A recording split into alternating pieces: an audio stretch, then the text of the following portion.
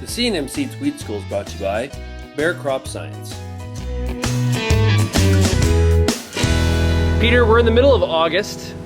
For farmers that do have wheat in the rotation in Ontario, what are some of the things you need to start be thinking about as we head into the September here? So first off, Sean, how can you say for farmers that do have wheat in the rotation, every farmer needs wheat in the rotation. It has such benefits in terms of what it does for the soil and what it does for other crops. Number one thing is if you don't have wheat in the rotation, give your head a shake. Absolutely, it should be in the rotation. So why should they be giving their heads a shake?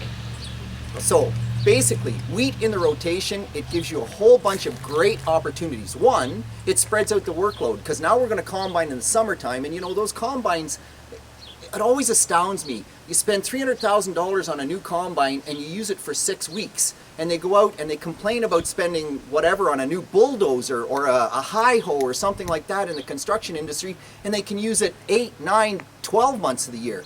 So realistically, spreading that investment over more acres absolutely helps. Number two, from the rotation standpoint, some things that people often forget, but having wheat in the rotation, our data would suggest is 14 bushels more corn and 5 bushels more soybeans when you have those crops in that same field versus not having the wheat crop there at all. This year, you asked me earlier, what were the things we learned? This year we learned, do not grow corn after corn.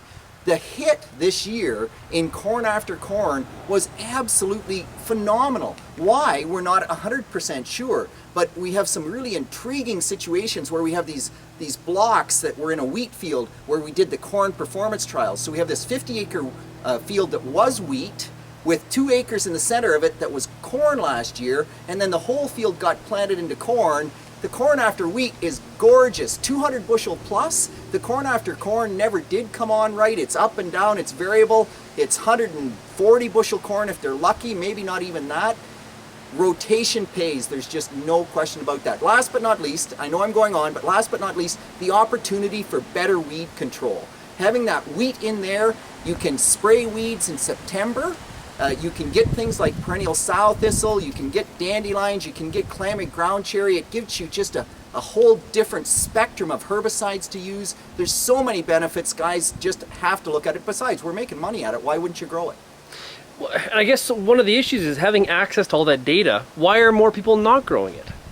People tend not to grow wheat because they kind of get caught in this concern in the fall that the other crops are going to be more profitable. When wheat prices are low in the fall, or if the fall is wet and backward, they kind of just say, nah, wheat's such an iffy crop, we're not going to do that. And they forget, we're all eternal optimists.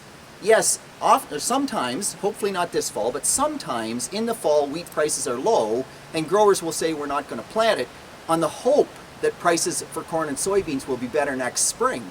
But they forget those years when corn and soybean prices have stunk in the spring, and the fact they have wheat in there gives them another marketing opportunity. So growers, if they get stung with fusarium, they don't like that. Wheat yields have been a little bit less consistent, although I would say over the last 5 years, Ontario has done an incredible job with wheat yields. Our wheat average yield so far this year is 85.6 bushels per acre. That's 8% above average. Our trend line yield was 79.9. We're going to beat that. We are really cooking with wheat. So I would hope that more growers would have a look at it, those that aren't. Once again, referring to the numbers, why are we trending upwards so high? We're trending upwards so high for a number of different reasons. One certainly is genetics. Newer varieties are coming on that have more yield potential, and we need that genetics in a major way. Guys really need to get their brain around how we are going to support breeding in this province. Certified seed, I know you've talked lots about that, but there has to be another mechanism if guys are not going to buy certified seed. But we need those new genetics, and we're getting them so far, so that's one. The other thing that we're really doing is we're ramping up the management. We're looking at European management styles. We're finding out which of those are adapting to our production. So half of that yield gain is probably due to genetics, and the other half is probably due to management.